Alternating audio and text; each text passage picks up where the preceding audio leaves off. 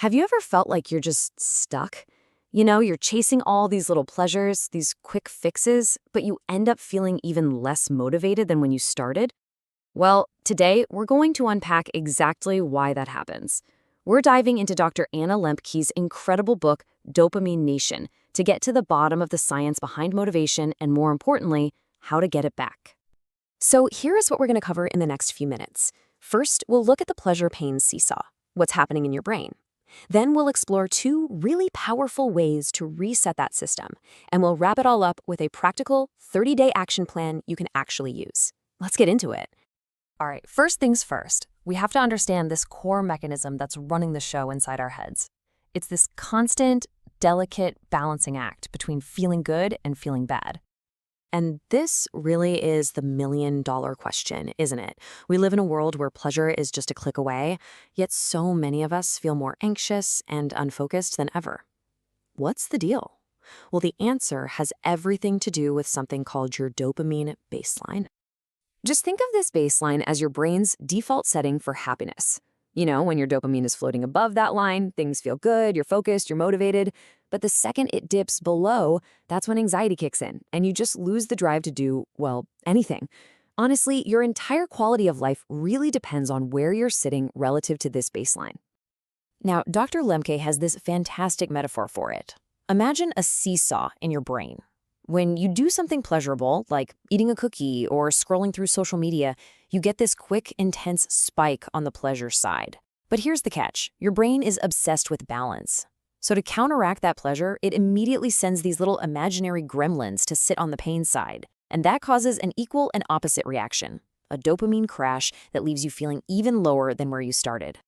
So if we're all walking around with these pain gremlins weighing down our seesaws, what do? How do we get them to leave so we can get back to a healthy, happy baseline? Well, the solutions are probably not what you'd expect. It really boils down to two options, two ways to rebalance that seesaw. You can either intentionally push down on the pain side, or you can just stop jumping up and down on the pleasure side for a while. Let's check out that first option, because it's pretty wild. Okay, I know this is going to sound completely backwards, but hear me out. Deliberately choosing to do something uncomfortable can be one of the best ways to restore your brain's reward system. By pushing on the pain side of the seesaw, you actually trigger a much longer-lasting, healthier kind of pleasure. And here are three really practical ways to do this. You can try cold exposure. Yeah, like ice baths or just a cold shower. Or you can do some really intense exercise, the kind that gets you sweating. Or you can try intermittent fasting. Each of these things essentially startles those little pain gremlins and sends them scrambling over to the pleasure side of the seesaw. And the results are just staggering. Get this, research shows that a cold plunge can cause a 200% rise in your dopamine levels.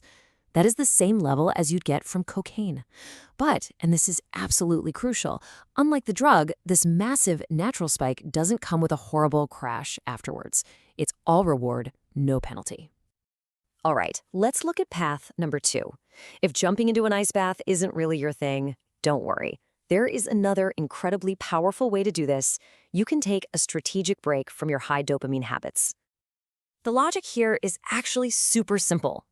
If you stop constantly jumping on the pleasure side of your seesaw, eventually all those little gremlins sitting on the pain side just get bored and wander off.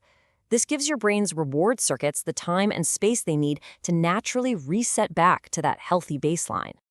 Now here's a really important point. The timing matters. For a habit that's truly become compulsive, something you do without even thinking, whether it's checking your phone, snacking, or gaming, you really need a full 30 days.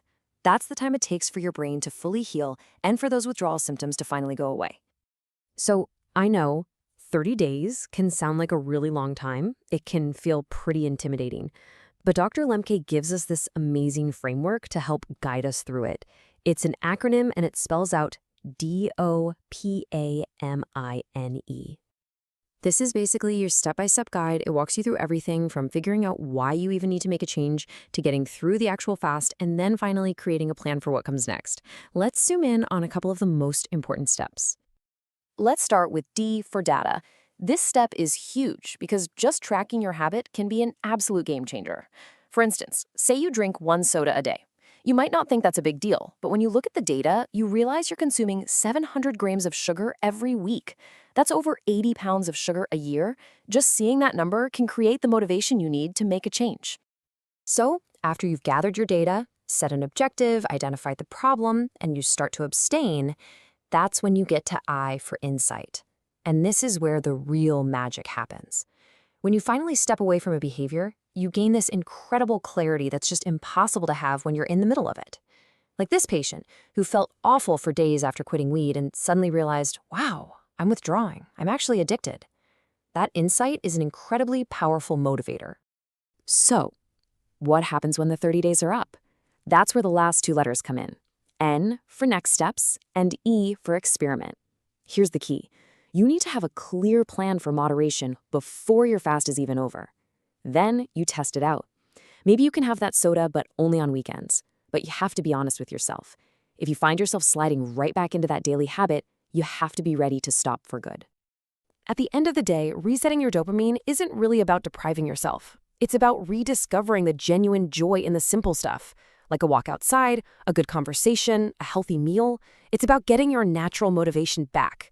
So the question I want to leave you with is this: what simple pleasure is waiting for you to reclaim it?